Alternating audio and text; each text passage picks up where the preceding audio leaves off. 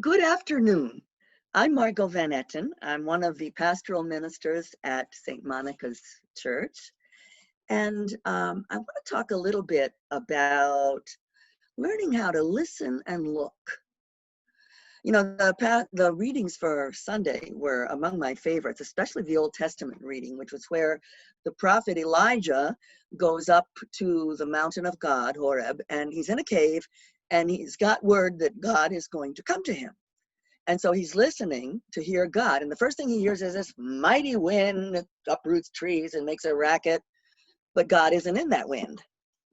And then there's a earthquake. Everything shakes, mighty and impressive. And God isn't in that either. And we go through all these really dramatic events, not God's voice. And finally, in the translation we use at Mass, it's a quiet whispering sound. In the translation I grew up with, it was a still small voice. And at that point, he goes out of the cave and covers his face because he knows that's the voice of God. And the gospel reading had the famous one of the disciples are in a boat, it's rocking, Jesus comes walking across the water, and Peter says, "Oh, if it's you, tell me to come out and walk on the water." And he starts walking on the water, and then suddenly he looks down, looks at the raging sea, and starts to sink. And Jesus reaches out and grabs him and says, "You have little faith," you know. So both in the case of walking on the water, it's keeping your eye on Christ or keeping your eye on God. In the Old Testament, it's listening for God.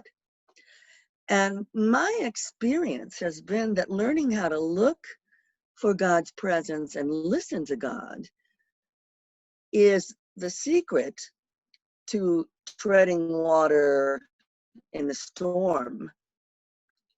But it's also the secret to joy, the joy that God always wants for us. And so part of the quest for a Christian is learning how to listen, how to look, how to recognize the voice of God when it comes to us. And so God is always speaking to us. We can never be away from God. To paraphrase St. Augustine, God is closer to us than we are to our own breath or heartbeat. That is how close God is with us at every second. We live and move and have our being in God. And God is constantly communicating with us, but most of the time we don't necessarily know how to recognize that communication. I think one of my favorite illustrations of how we tend to ignore God is in Christmas Carol, when Scrooge is in his study and Marley is standing there talking to him, and he's going, "Oh, you can't be real. You're just I'm just having indigestion. You're a bit of cold potato or roast beef." And eventually he does learn how to listen. And so what I want to talk about today is how to listen, how to look, how to hear those little love notes that God is always leaving for us. Because when we train ourselves to listen and notice in the quiet times, then that voice is much easier to access when things get stormy. And so when I was at the Newman Center in Brockport, I'd meet with our student interns every week. And before we actually got down to business, after we'd done our opening prayer, the first thing I would ask is, where have you seen God this week? Most of us tend to think that if God is communicating with us, it has to be like an angel standing in front of us, or a burning bush, or maybe a dove flying down with a note in its beak. But God is much more subtle. We can notice the voice of God and the presence of God's love in all the little things that bring light and joy, just a moment of delight to our lives. So, in the spring, when the winter is finally coming to a halt and we're just dying to see something besides either snow or gray, the first little flowers, the first time you see a crocus, you know how that brightens your heart? That's a message from God. Or in the quiet of the evening, you go outside to do something and you just happen to hear the bird song. Or in my case, there's a little pond not too far from my house. I can hear the peepers. And I just love that sound. And that's a little love note from God. This morning, I was looking out of my kitchen window at breakfast, and I could see the light filtering through fluttering leaves, just dappling and dancing. That's a love note from God. And people are also love notes from God. You know, if you think back to the people in your life, I was talking to a friend the other day, and both of us were talking about teachers who encouraged us to read. In her case, she lived on a reservation. She's part Cherokee, and in the summer, there was no access to books. The books were at school, and school was closed in the summer. So she would, during the winter, just books, collect every book she could to read. And she had teachers who would encourage her to read, even loan her books.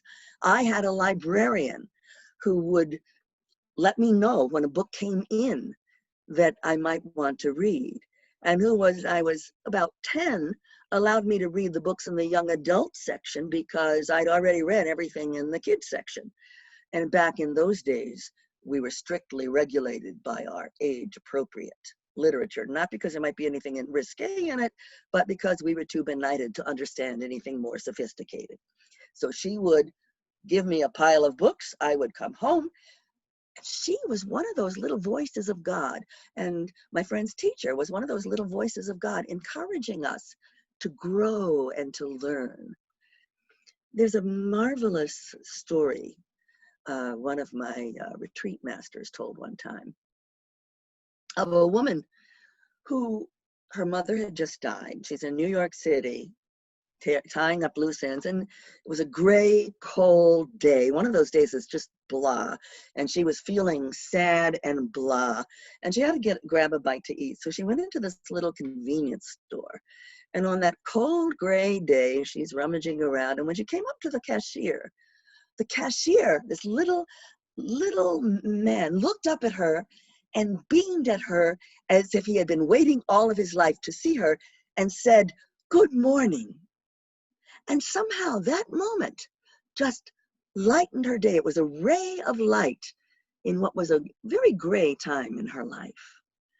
And so what we need to do is to listen to those little moments when God is speaking to us, to offer us comfort, to offer us God's love and joy. And sometimes even God's warning comes in those. As a grad student, I was walking home, and again, it was early spring. It was the first really beautiful day. And as I was walking along, I was walking past some construction. They were building what in those days passed for a skyscraper in State College. It was a 2 or 3 story brick building that was going up. I'm walking along, and suddenly I notice a bluette, which is one of my favorite flowers, those tiny little dainty spring flowers popping up in this crack in the sidewalk. And I stopped for a moment to admire the beauty of that little flower. They always make my heart smile.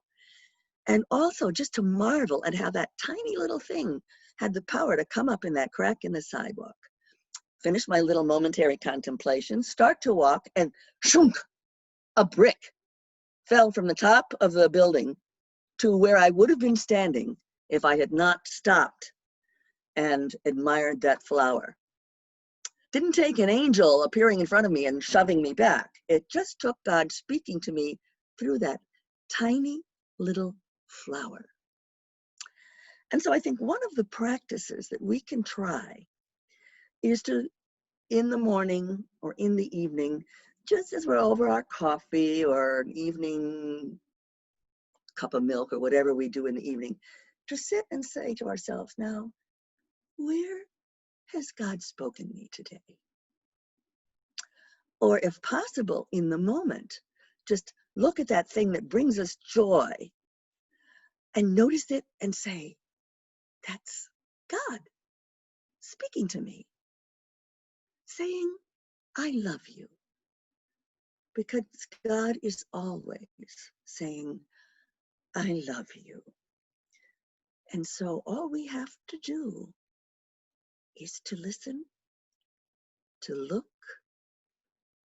and then to respond. And then if we get into the habit of doing that, that little note of God's love song will always be with us, even in the darkest times. Larry and I both noticed that as he was slowly declining and his disabilities were growing until he was totally disabled. We'd be together and we'd be sitting in the little garden, watching the goldfish or listening to the wind in the leaves. And for both of us, that thread, that love song was still there, carrying us gently through what was really the darkest time for us in our lives. And it was such a grace for both of us. And it allowed Larry especially to face the darkness with courage and with joy.